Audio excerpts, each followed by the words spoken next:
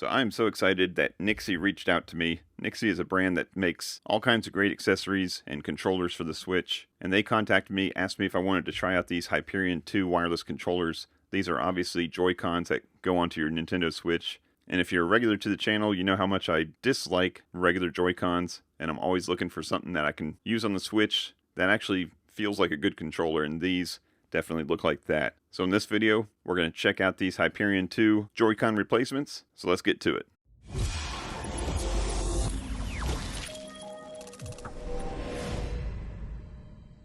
Hey everybody, it's Chris from Family Geekery, and today we're going to be checking out the Nixie Hyperion 2 wireless controllers. Thank you again to Nixie for reaching out and offering these up for review. These things have all the features that a Joy-Con should have, and who knows, maybe we'll see it on the Switch too.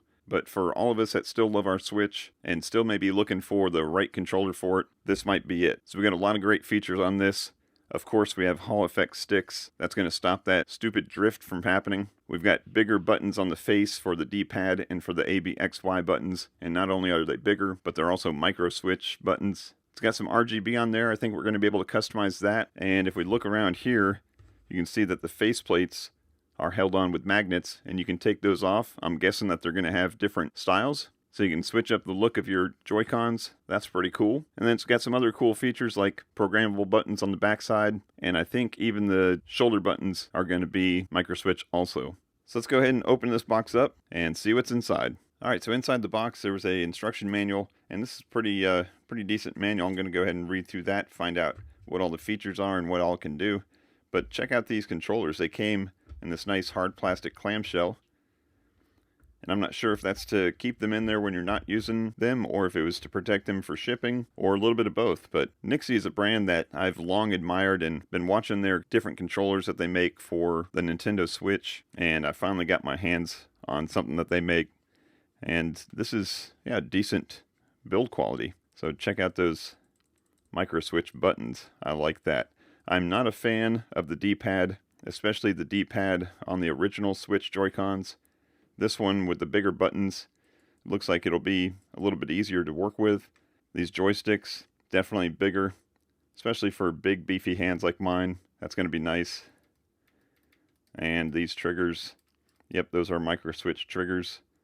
We've got turbo, and of course the capture button. Ooh, we turned it on. And there is a back button back here. So very nice. So let me go ahead and read through the manual for a second. I'm going to slap these on the Switch because I'm sure that's how they're going to charge. I'll get some good charge into them, and then I'll be right back.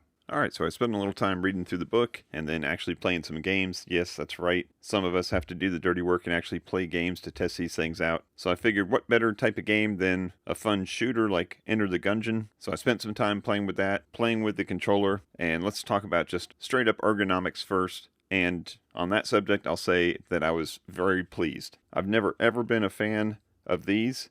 I don't think I've played more than about a minute on a Nintendo Switch with the original Joy-Cons on them. For the longest time, I was using the Hori SplitPad Pro because it is nice and big, gives a nice big grip, it has the right size joysticks, it has a decent D-pad, but they're not that practical other than being comfortable. You can't really fit your Switch in a case anymore with those things on, and they don't work as Joy-Cons when you take them off. So the majority of my time, I'm just using a regular controller anyways, but using these, it felt great. The thumbsticks were great. The triggers and buttons were nice and crisp with those micro switches. And I was able to play for a long time without getting any kind of hand pain or feeling like my thumbs weren't in the right place. So I give it a thumbs up for ergonomics. Now as far as the ease of use, I just slid them on and they just worked like right away, which is great. You can disconnect them and they have a pairing button on them that you can pair it just like you would your regular Joy-Cons.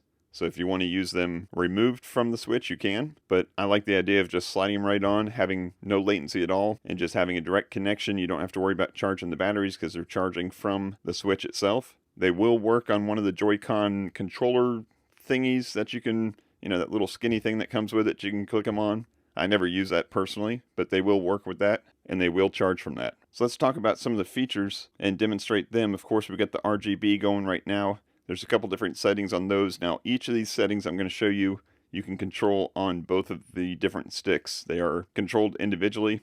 So there's the buttons on the back here. So if we take a look real quick at the back,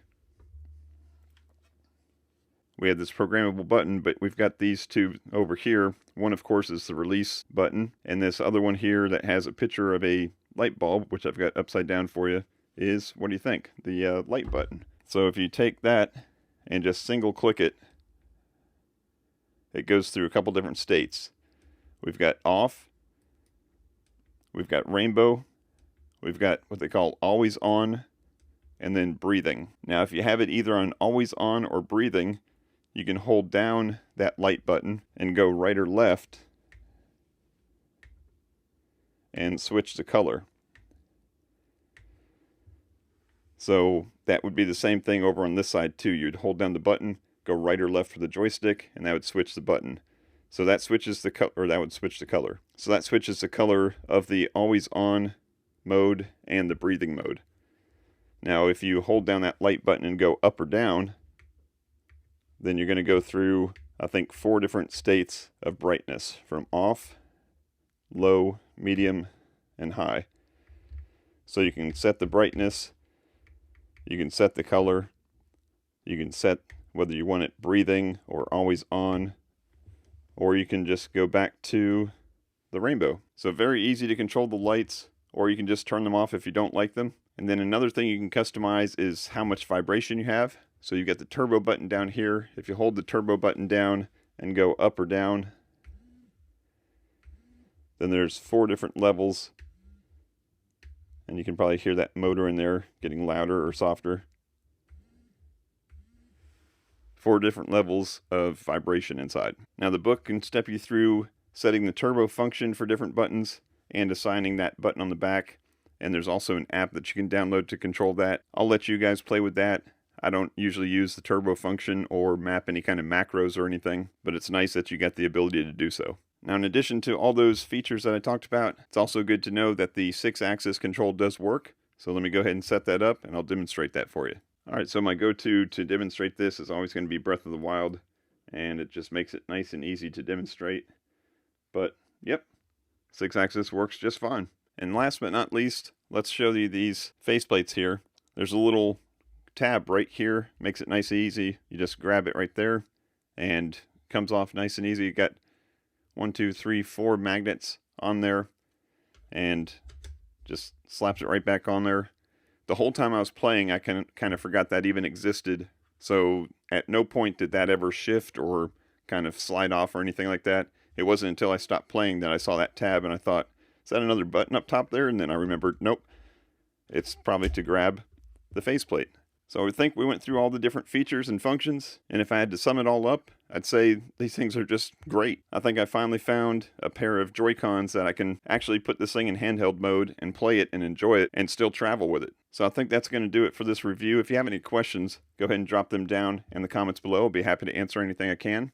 I hope this was helpful to you. If it was, I appreciate a thumbs up. Check the links down in the description below, and if I can get any kind of coupon codes from Nixie, I will drop those down there, so be sure to check that out. But that's going to wrap it up for this review. I thank you as always for watching, and until next time, peace out and geek out.